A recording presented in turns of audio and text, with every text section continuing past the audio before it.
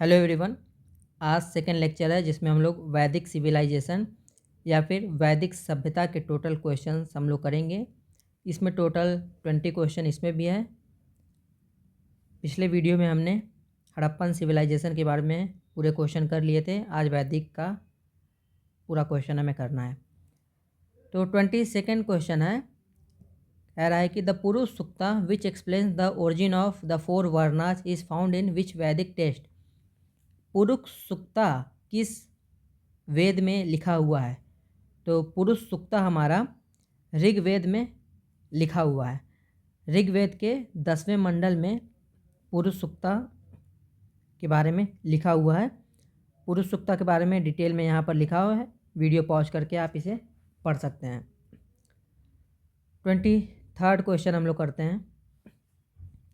The Chhandogya Upanishad clearly refers to which of the following ashram. कह रहा है कि छंदोग्य उपनिषद में किस आश्रम के बारे में लिखा हुआ है।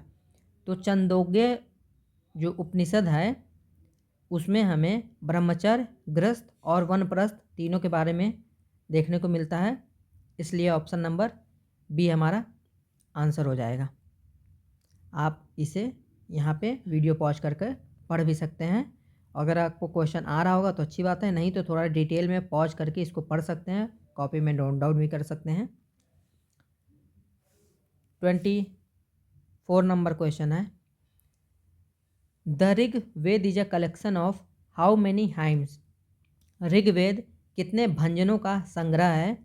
तो ऋग्वेद में टोटल 1028 हाइम्स देखने को मिलती हैं। इसलिए ऑप्शन नंबर सी इसका आंसर हो जाएगा। 25 की बात करते हैं। कह रहा what is the literal meaning of the word Upanishad. Upanishad का शाब्दिक अर्थ क्या है? तो देखिए, उपनिषद का सार्थिक अर्थ होता है कि किसी के पास में बैठकर अच्छे से उसकी बात को सुनना। तो इसका आंसर हो जाएगा to sit near someone, option number B. 26 number question, वेदों में लिखे भगवान वरुण के आह्वान संग नो वरुण को निम्नलिखित में से किस संगठन द्वारा अपनाया गया है? तो जो सन नो वरुण है ये हमारा भारतीय नौसेना के द्वारा अपनाया गया है, option number D. Question number 27, वेद के अंतिम भाग को निम्नलिखित में से किस नाम से जाना जाता है? तो देखिए, वेद का जो अंत होता है उसे हम लोग उपनिषद के नाम से जानते हैं। इसे वेदों का अंत भी कहा जाता है। वेद में टोटल 4 वेद होते हैं, ऋग्वेद, यजुर्वेद, सामवेद, अथर्ववेद। इसे आप वीडियो पॉज करके इन सब चीज़ को भी पढ़ सकते हैं, जिससे आपकी क्लियरिटी और अच्छी होती जाएगी। 28 नंबर क्वेश्चन, ऋषि मनु के अनुसार पुरानी पवित्र नदियों सरस्वती, दृष्टवती के बीच भूभाग डैश के नाम से जाना जाता है, बताइए। तो इसे हम लोग ब्रह्मवर्त के नाम से जानते हैं। 29 क्वेश्चन, ऋग्वेद में विश्वामित्र नामक एक ऋषि और किन 2 नदियों के बीच संवाद है? तो ऋग्वेद में ब्यास और सतलुज के बीच इसका वर्णन मिलता है, इसलिए ऑप्शन नंबर बी हो जाएगा।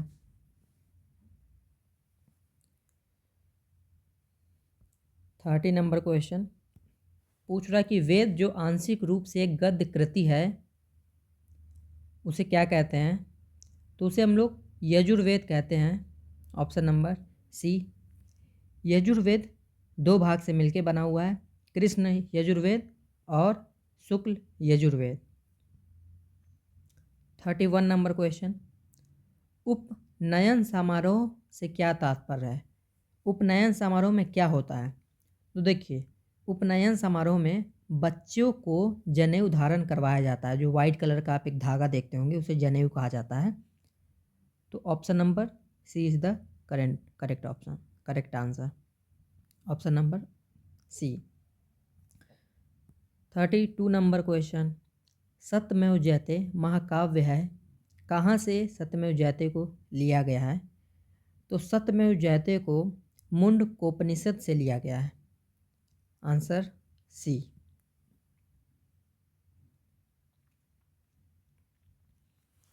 (33) क्वेश्चन, वेदों के गद्य प्रकरण क्या कहलाते हैं? तो वेदों के गद्य प्रकरण ब्राह्मण कहलाते हैं। Option number B.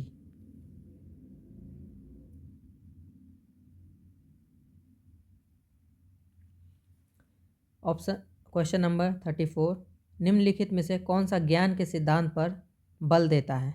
देखिए, ज्ञान के सिद्धांत पर हमें के बारे में उपनिषद में बताया गया है, तो option number D correct answer रहेगा। 35 नंबर क्वेश्चन, ऋग्वेद में निम्नलिखित में से किस देवता की सर्वाधिक महत्ता का वर्णन है? तो ऋग्वेद में इंद्र जी के बारे में काफ़ी बार लिखा गया है,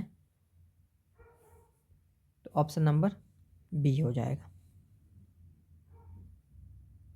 यहाँ लिखा हुआ है, यज्ञ के लिए 200 ऋचाओं की रचना की गई है। वैदिक देवता इंद्र वर्षा व चक्रवात के देवता है। 200 से ज़्यादा बार इनके बारे में बात की गई है ऋग्वेद में। 36 नंबर क्वेश्चन, वैदिक देवता इंद्र किसके देवता है? तो वर्षा और चक्रवात के देवता हैं। Option number C. 37 number question, प्राचीनतम वेद कौन सा है? सबसे ओल्डेस्ट वेद कौन सा है? तो ऑप्शन नंबर ए ऋग्वेद सबसे ओल्डेस्ट है और सबसे बड़ा यही है। 38 नंबर क्वेश्चन, निम्नलिखित में से किस भारतीय पुरातन ग्रंथ में अपराध व अपराधी का जिक्र आता है? ऐसा कौन सा ग्रंथ है जिसमें अपराध और अपराधी का जिक्र होता है?